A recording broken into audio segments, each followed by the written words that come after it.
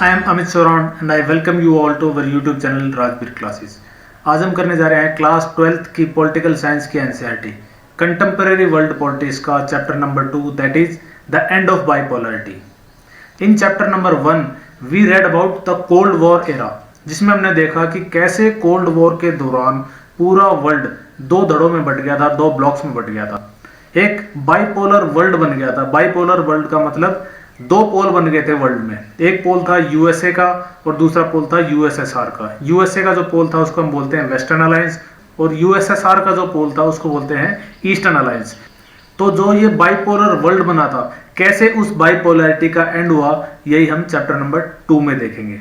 तो इस चैप्टर में हम देखेंगे what was the Soviet system. Soviet system क्या था, कैसे सोवियत यूनियन का डिसइंटीग्रेशन हुआ, क्या रीजंस थे और उसके डिसइंटीग्रेशन के बाद क्या असर पड़ा वर्ल्ड ऑर्डर के ऊपर।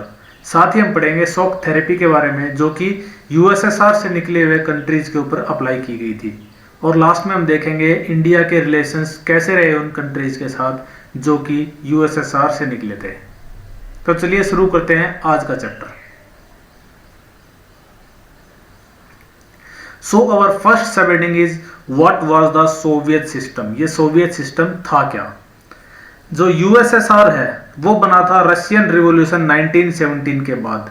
रशियन रिवॉल्यूशन में अहम भूमिका निभाई थी लेनिन ने। 1917 में ये रशियन रिवॉल्यूशन हुआ था। इस रिवॉल्यूशन में कैपिटलिज्म का ओपोज किया गया था। The revolution was inspired by the ideals of socialism as opposed by capitalism and the need for an egalitarian society, ऐसे सोसाइटी जिसमें इक्वालिटी हो। The makers of Soviet system gave primacy to the state. इन्होंने state को primacy दी थी, यानी कि जो पब्लिक एंटरप्राइजेज हैं उन पे फोकस किया गया था और जो प्राइवेट प्रॉपर्टी है उसको ओपोज किया गया था। The Soviet political system centred around the communist party. Soviet system में एक कम्युनिस्ट पार्टी होती है, एक ही पार्टी थी जिसके अराउंड ये सिस्टम डेवलप किया हुआ था। नो अदर पॉलिटिकल पार्टी और ओपोजिशन वाज अलाउड। कोई दूसरी पार्टी होती ही नहीं थी। The economy was planned. हम जानते हैं कि Russia was the first country to adopt 5 year plans. Russia ने 1928 से ही 5 ईयर प्लान्स शुरू कर दिए थे। हमने भी जो अपने 5 ईयर प्लान्स है जो 1952 से शुरू किए थे वो रशिया से इंस्पायर होकर किए थे, ठीक है।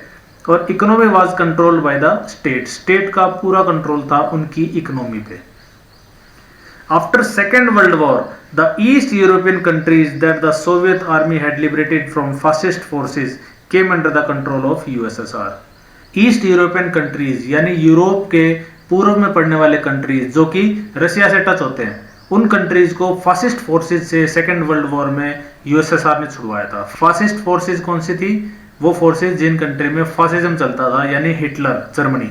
अब इन कंट्रीज का पॉलिटिकल और इकोनॉमिक सिस्टम है वो यूएसएसआर के मॉडल के हिसाब से चलता था। इन कंट्रीज ने भी कम्युनिज्म को अपनाया था। तो ये एक सोशलिस्ट ब्लॉक था जिसका लीडर था यूएसएसआर। और पिछले चैप्टर में हमने देखा कि जो वर्सा पैक्ट था वो ही इनका मिलिट्री अलायंस था। जो नेटो था वो था मिलिट्री अलायंस यूएसए का, और जो वर्सा पैक्ट था वो यूएसएसआर का मिलिट्री अलायंस था। अब देखिए इस मैप में जो येलो कलर से दिखाया गया है वो है रशिया कंट्री, ठीक है। और जो ये रेड कलर की लाइन है, ये जो रेड कलर की लाइन है बाउंड्री, ये पुराने यूएसएसआर की लाइन होती थी। और ये जो रंग बिरंगे कंट्रीज दिखाए गए हैं ये सारे कंट्रीज पहले यूएसएसआर का पार्ट थे, यानी सोवियत यूनियन का पार्ट थे। ये मैप सोवियत यूनियन के डिसइंटीग्रेशन के बाद का मैप है। तो इन कंट्रीज को पहचानो: Estonia, Latvia, Belarus, Ukraine, Georgia, Armenia, Azerbaijan, Turkmenistan, Uzbekistan, Tajikistan, Kyrgyzstan, ये सारे पहले यूएसएसआर के पार्ट थे। अब हम देख लेते हैं सोवियत यूनियन की जो इकोनॉमी थी वो कैसी थी, यानी सोवियत सिस्टम में इकोनॉमी कैसे काम करती थी। It was then more developed then rest of the world except for US. US को छोड़ के यूएसएसआर की जो इकोनॉमी थी वो वर्ल्ड में सबसे स्ट्रॉन्ग इकोनॉमी थी। इसीलिए तो दो पोल थे, एक यूएसए एक USSR. It had a complex communications network. इसके पास कम्युनिकेशन नेटवर्क बहुत ज्यादा स्ट्रॉन्ग था। Vast energy resources, iron, steel, machinery production, transport sector, ये सब कुछ इसका बहुत ज्यादा मजबूत था, यानी कि इनकी इंडस्ट्रीज बहुत स्ट्रॉन्ग थी। बट इनकी क्वालिटी वो वेस्टर्न कैपिटलिस्ट कंट्रीज की क्वालिटी से मैच नहीं करती थी। The Soviet state ensured a minimum standard of living for all citizens and the government subsidized basic necessities की चीज़ों को सब्सिडाइज किया जाता था और एक मिनिमम स्टैंडर्ड ऑफ लिविंग को ये कंट्री आराम से मेंटेन कर पा रहा था, including health, education, child care, other welfare schemes. ये सब कुछ यूएसएसआर आराम से मेंटेन कर पा रहा था। वहां पे कोई भी किसी भी प्रकार का अनएम्प्लॉयमेंट नहीं था। यानी कि हम देखते हैं कि यूएसएसआर की इकोनॉमी अच्छी खासी इकोनॉमी चल रही थी। State ownership was the dominant form of ownership. Land and productive assets were owned and controlled by Soviet state. यानी जो लैंड था और बाकी भी जितने भी फैक्टर्स ऑफ प्रोडक्शन थे वो स्टेट के कंट्रोल में थे। वहां पे प्राइवेट प्रॉपर्टी का कोई कॉन्सेप्ट नहीं था। बट इस सोवियत सिस्टम में कुछ ड्रॉबैक्स थे। वो ड्रॉबैक्स क्या थे? The Soviet system became very bureaucratic and authoritarian. जो ब्यूरोक्रेसी थी वो आउट ऑफ कंट्रोल होती जा रही थी। वो अपनी अथॉरिटी का मिसयूज करना शुरू कर चुकी थी। इसलिए जो सिटीजन्स की लाइफ है वो डिफिकल्ट होती जा रही थी। वहाँ पे डेमोक्रेसी लैक कर रही थी। लोगों को फ्रीडम ऑफ स्पीच नहीं था, absence of freedom of speech था। इसके कारण लोग परेशान रहने लग गए। One party system represented by Communist Party of the Soviet Union had tight control over all institutions and was not accountable to the public. जो कम्युनिस्ट पार्टी थी वहाँ की, उसने सारे इंस्टीट्यूशंस पे अपनी पकड़ मजबूत कर ली थी और वो सिटीजन्स के प्रति अकाउंटेबल नहीं थी। उससे कोई क्वेश्चन नहीं कर सकता था। The party refuse to recognize the urge of people in the 15 different republics that form the Soviet Union. Soviet Union में जो 15 कंट्रीज थे उनकी अपनी डिमांड्स होती थी, बट कम्युनिस्ट पार्टी उन डिमांड्स को भाव नहीं देती थी। Although on paper Russia was only one of the 15 republics that together constituted the USSR, but in reality Russia dominated everything and people from other regions felt neglected and often suppressed. On paper तो Russia उन 15 countries में से एक था USSR का बस, but in reality उन 15 countries में सबसे ज़्यादा पावरफुल रशिया था और रशिया ने ही पूरे यूएसएसआर को डोमिनेट कर रखा था और जो बाकी रीजन्स थे they felt neglected. In the arms race the Soviet Union manage to match the US from time to time but at great cost. Arms race लगी हुई थी यूएस और यूएसएसआर के बीच में। यूएसएसआर यूएस को अच्छे टक्कर दे रहा था, बट उसके लिए उसको काफी खर्चा उठाना पड़ रहा था। आर्म्स रेस क्या होती है? आर्म्स रेस में दो कंट्रीज एक दूसरे से मजबूत हथियार बनाने की होड़ में लगे हुए होते हैं। इसके कारण उन दोनों का डिफेंस बजट बहुत ज्यादा बढ़ जाता है। The Soviet Union lagged behind the west in technology, infrastructure and most importantly in fulfilling the political and economic aspirations of citizens. Technology में, इंफ्रास्ट्रक्चर में और सिटीजन्स के एस्पिरेशंस को पूरा करने में थोड़ा सा वेस्ट से पीछे रह रहा था ईस्ट, यानी यूएसए से थोड़ा सा लैग कर रहा था USSR. The Soviet invasion of Afghanistan in 1979 Weeknd the system even further. Afghanistan में सोवियत यूनियन ने लगभग 10 साल तक अपना फोर्सेज रखी थी, 1979 से 1989 तक। इस दौरान उसके 15,000 से ज़्यादा सोल्जर्स मारे गए थे और 50,000 के करीब घायल भी हुए थे। काफ़ी सारे इकोनॉमिक रिसोर्सेज इस अफगानिस्तान में यूएसएसआर ने बर्बाद किए थे। Though wages continued to grow, productivity and technology fell considerably behind the West. This led to shortages in all consumer goods. हालांकि वेजेस बढ़ते जा रहे थे, बट प्रोडक्टिविटी और टेक्नोलॉजी वेस्ट के मुकाबले कम हो रही थी, जिसके कारण शॉर्टेज पड़ रहा था और इंपोर्ट के ऊपर उसको डिपेंडेंट रहना पड़ रहा था। जब कोई कंट्री इंपोर्ट पे डिपेंडेंट रहता है तो उसके सारे रिसोर्सेज दूसरी कंट्री में चले जाते हैं और दूसरी कंट्री से उसको प्रोडक्ट लेके सिर्फ कंज्यूम करता है।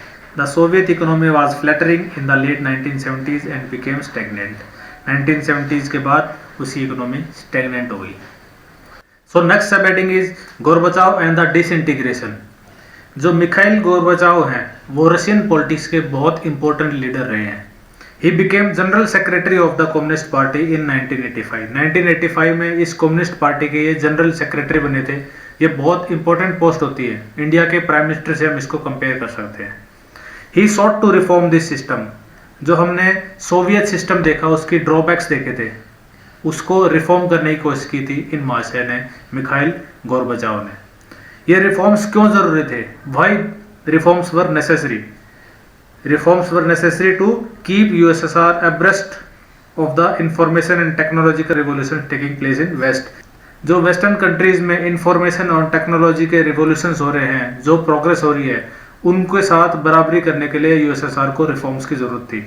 To normalize relations with the west, जब वेस्टर्न अलायंस के कंट्रीज है उनके साथ रिलेशंस को नॉर्मल करने के लिए भी इसको अपने रिफॉर्म करने की जरूरत थी। To democratize and reform the social system of Soviet Union, वो चाहते थे कि सोवियत यूनियन का जो सोशल सिस्टम है उसको डेमोक्रेटाइज किया जाए।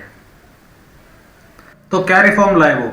ही introduced economic and political reform policies of perestroika and glasnost. Perestroika का मतलब होता है रीस्ट्रक्चरिंग।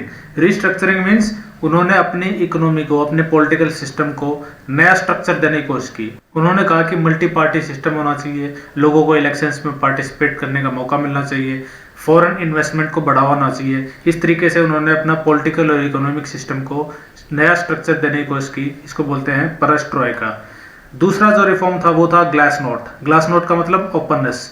ओपननेस का मतलब यहाँ है ट्रांसपेरेंसी। उन्होंने फ्रीडम ऑफ स्पीच को बढ़ावा देना शुरू किया। जो मीडिया पे सेंसरशिप लगी थी उसको हटाने की कोशिश की, और जो पुराने डॉक्यूमेंट्स थे उनको भी अनक्लासिफाइड कर दिया, कह दिया कि पब्लिक उन डॉक्यूमेंट्स को भी देख सकती है। तो पेरेस्ट्रोइका और ग्लासनोट ये रिफॉर्म लाने की कोशिश की थी मिखाइल गोर्बाचोव ने। He stopped the arms race with US, जो आर्म्स रेस, हथियारों की जो होड़ लगी हुई थी यूएस को देख के, उसने बंद कर दी।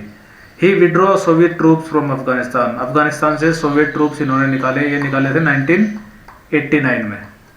और ईस्टर्न यूरोप में भी ये ट्रूप्स थे, वो भी निकाले। इन्होंने जर्मनी के यूनिफिकेशन में बहुत मदद की। जर्मनी ईस्ट जर्मनी और वेस्ट जर्मनी में डिवाइड हो गई थी सेकेंड वर्ल्ड वॉर के बाद। अब एक टाइमलाइन देख लेते हैं। 1985 मार्च में क्या हुआ? Mikhail Gorbachev elected as general secretary of Communist Party. General secretary बन गए वो कम्युनिस्ट पार्टी के 1985 में। और उन्होंने बोरिस येल्सिन, ये इंपॉर्टेंट पर्सन है, इनको मॉस्को की जो ब्रांच थी कम्युनिस्ट पार्टी की उसको हेड बनाया, मॉस्को की ब्रांच का। और उन्होंने एक रिफॉर्म की सीरीज शुरू कर दी सोवियत यूनियन के लिए। यानी जो पेरेस्ट्रोइका और ग्लासनोट हमने देखा वो रिफॉर्म्स इन्होंने 1985 से स्टार्ट कर दिए। अब जब रिफॉर्म्स शुरू कर दिए, लोगों को फ्रीडम ऑफ स्पीच मिलनी शुरू होगी, तो 1988 से ही इंडिपेंडेंस मूवमेंट स्टार्ट हो गए। लिथुआनिया, एस्टोनिया, लातविया, ये सब जो यूएसएसआर के पार्ट थे, इनमें इंडिपेंडेंस मूवमेंट शुरू हो गए। क्योंकि पहले रिस्ट्रिक्शन था फ्रीडम ऑफ स्पीच पे, अब फ्रीडम ऑफ स्पीच मिल गया इनको, तो ये इन्होंने अपनी आवाज उठानी शुरू कर दी। 1989 October, Soviet union declares that the Warsaw pact members are free to decide their own futures. Soviet union ने एक वर्सा पैक्ट बनाया था यूएसए के नाटो के अगेंस्ट। हमने चैप्टर नंबर 1 में पढ़ा था, ठीक है। नाटो के अगेंस्ट बना था ये वर्सा पैक्ट, सोवियत यूनियन इसका हेड था। 1989 अक्टूबर में सोवियत यूनियन ने डिक्लेयर कर दिया कि ये वर्सा पैक्ट आज से खत्म, और जो मेंबर्स हैं वो they are free to decide their own future. और उसी दौरान बर्लिन वॉल भी गिर गई और जर्मनी का एकीकरण हो गया। 1990 फरवरी, Gorbachev strips the Soviet Communist Party of its 72-year-long monopoly on power by calling on the Soviet Parliament Duma to permit multi-party politics। Gorbachev ने क्या किया? जो पिछले 72 सालों से कम्युनिस्ट पार्टी की मोनोपोली चल रही थी पावर पे, यानी कम्युनिस्ट पार्टी ही वहां पे एकमात्र पार्टी थी, तो वहां पे जो गोर्बाचेव हैं उन्होंने मल्टी पार्टी पॉलिटिक्स के लिए परमिशन दे दी। तो देखा कितने सारे रिफॉर्म्स लाने की कोशिश की मिखाइल गोर्बाचेव ने। उन्होंने वर्सा पैक्ट खत्म कर दिया, पेरेस्ट्रोइका लाए, ग्लासनोट लाए, जो कम्युनिस्ट पार्टी की मोनोपोली थी उसको खत्म करने की कोशिश की। इन्होंने एक तरह से कोशिश की कि पूरी कंट्री में पॉलिटिकल और इकोनॉमिक रिफॉर्म्स आ जाएं ताकि सोवियत यूनियन भी प्रोग्रेस कर सके वेस्ट की तरह। बट क्या हुआ? Gorbachev's decision had some other effects that neither he nor anyone else intended और एंटिसिपेटेड। इसके परिणाम कुछ और ही निकल के आए जो ना इन्होंने सोचे थे ना इनके साथियों ने सोचे थे। The people in the east European countries which were part of the Soviet block started protesting. लोगों ने प्रोटेस्ट करना शुरू कर दिया। जो ईस्ट यूरोपियन कंट्रीज थे उन्होंने इसका प्रोटेस्ट करना शुरू कर दिया। जब इन्होंने वर्सा पैक्ट को खत्म कर दिया तो ईस्ट यूरोपियन कंट्रीज को लगा अब हम कहाँ जाएं? वर्सा पैक्ट के कारण हम एक साथ थे, अब वर्सा पैक्ट खत्म कर दिया तो हम कहाँ जाएंगे? साथ ही यूएसएसआर इनकी आर्थिक मदद करता था कम्युनिज्म एस्टेब्लिश करने के लिए, वेस्ट से लड़ने के लिए, वो पैसा आना बंद हो गया। तो ईस्ट यूरोपियन कंट्रीज ने प्रोटेस्ट करना शुरू कर दिया अपनी खुद ही गवर्नमेंट के खिलाफ भी और सोवियत यूनियन के खिलाफ भी। Gorbachev did not intervene, Gorbachev ने इंटरवेन नहीं किया, बोला आपके प्रोटेस्ट हैं, आप देखो अभी हम इंटरफेयर नहीं करेंगे।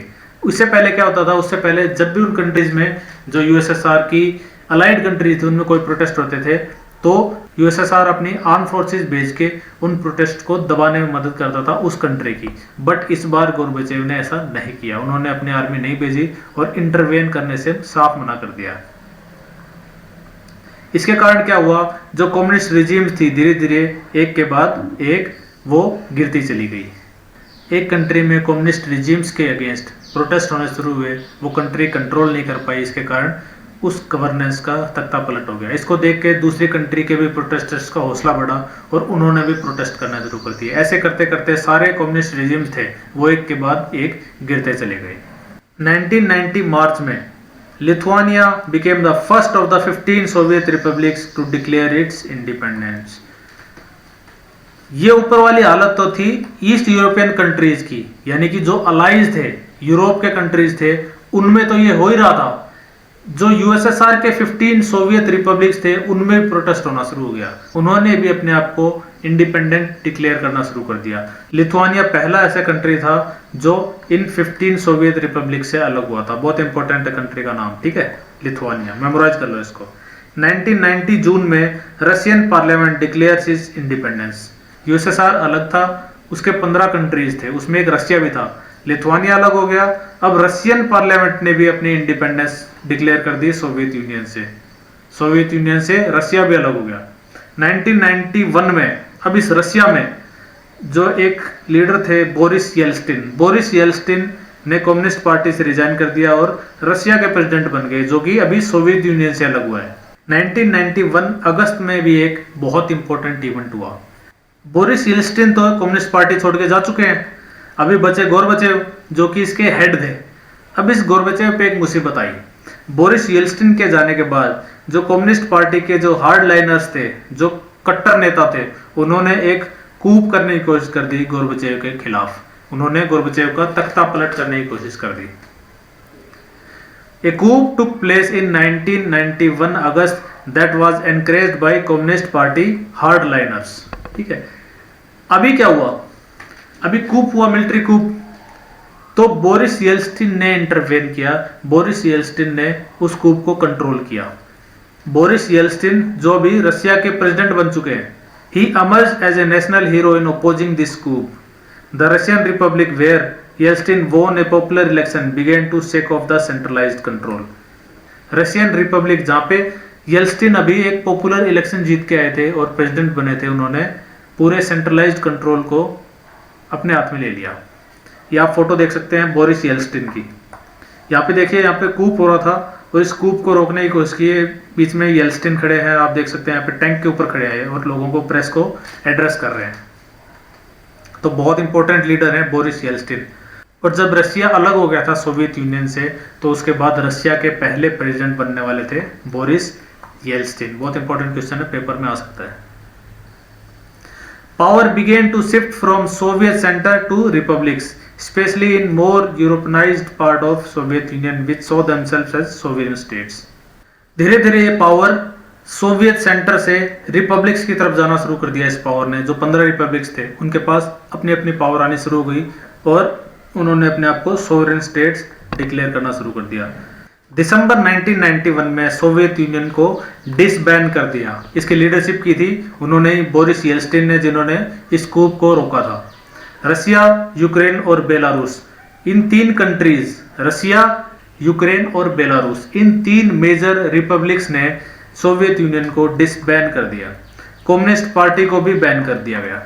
कैपिटलिज्म और डेमोक्रेसी को अडॉप्ट किया गया और ये पोस्ट सोवियत रिपब्लिक्स, यानी सोवियत से निकलने वाले जितने भी रिपब्लिक्स हैं, उन्होंने कैपिटलिज्म को भी अपना लिया और डेमोक्रेसी को भी अपना लिया। यानी कि वहां पे इलेक्शंस भी होंगे और प्राइवेट प्रॉपर्टीज को भी अलाउ किया जाएगा। ये मैप है यूरोप का, ठीक है। ये येलो पार्ट जो दिखाई दे रहा है वो है अपना रशिया। ये तीन कंट्री हैं, एस्टोनिया, लातविया और लिथुआनिया। एस्टोनिया, लातविया और लिथुआनिया। ये बाल्टिक सी है, ये यूरोप है, इसका स्वीडन है, नॉर्वे है। तो इन तीन कंट्रीज ने सबसे पहले यूएन को ज्वाइन किया था 1991 सितंबर। 3 बाल्टिक रिपब्लिक्स, ये बाल्टिक रिपब्लिक्स है। बाल्टिक रिपब्लिक इसलिए बोलते हैं क्योंकि ये बाल्टिक सी से टच होते हैं, तीनों के तीनों बाल्टिक सी से टच होते हैं। 3 Baltic republics Estonia, Latvia and Lithuania became UN members, ये यूएन के मेंबर बन गए। और इन्होंने मार्च 2004 में नेटो भी ज्वाइन कर लिया। नेटो किसके अगेंस्ट बना था? यूएसएसआर के अगेंस्ट बना था। और ये तीनों कंट्री जाके नेटो से भी मिल गए 2004 में। लेकिन 2004 बहुत बाद की बातें हैं, 14-15 साल निकलने के बाद, डिसइंटीग्रेशन के 15 साल के बाद की बातें हैं ये। दिसंबर 1991 जो हमने अभी देखा, रसिया, बेलारूस और यूक्रेन इन तीनों ने मिलके 1992 की जो ट्रीटी थी यूएसएसआर बना था 1992 में, यूएसएसआर बना था 1922 में। 1922 में जो ट्रीटी थी उससे यूएसएसआर बना था। और 1991 में इस ट्रीटी को ख़त्म कर दिया गया और ये तीनों कंट्रीज इस ट्रीटी से बाहर आ गए। और इन्होंने एक ऑर्गेनाइजेशन बनाया, उस ऑर्गेनाइजेशन का नाम है commonwealth of Indian states, CIS, commonwealth of independent states.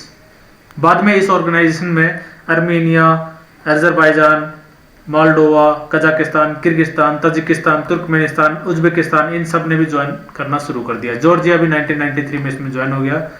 25 दिसंबर 1991 बहुत इंपॉर्टेंट डेट है। गोर्बाचेव ने रिजाइन कर दिया सोवियत यूनियन के प्रेसिडेंट की पोस्ट से और इसी के साथ सोवियत यूनियन का विघटन हो गया और सोवियत यूनियन का एंड कहा जाता है 25 दिसंबर 1991 को। सो आज के लेक्चर में इतना ही। नेक्स्ट लेक्चर में हम देखेंगे सोवियत यूनियन के डिसइंटीग्रेशन के रीजंस क्या थे और उसके डिसइंटीग्रेशन के बाद वर्ल्ड ऑर्डर पे क्या असर पड़ा। इसके बाद हम शॉक थेरेपी के बारे में भी जानेंगे जो कि यूएसएसआर से जो कंट्रीज निकले थे उनके ऊपर अप्लाई की गई थी। तो तब तक इस पार्ट को आप रिवाइज कीजिए, अपने नोट्स बनाइए और मेरा वेट कीजिए, मैं जल्दी सेकंड पार्ट इसका लेके आ रहा हूँ। तो टेक केयर, थैंक यू।